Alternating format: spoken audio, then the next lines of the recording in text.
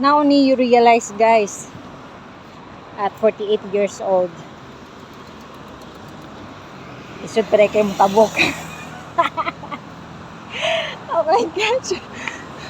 So maintain taghagdanan, guys, kay hadlok kayo mutabok, guys.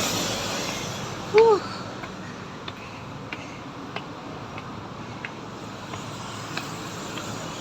Nami mga tae sa kuan, guys, sa unggoy.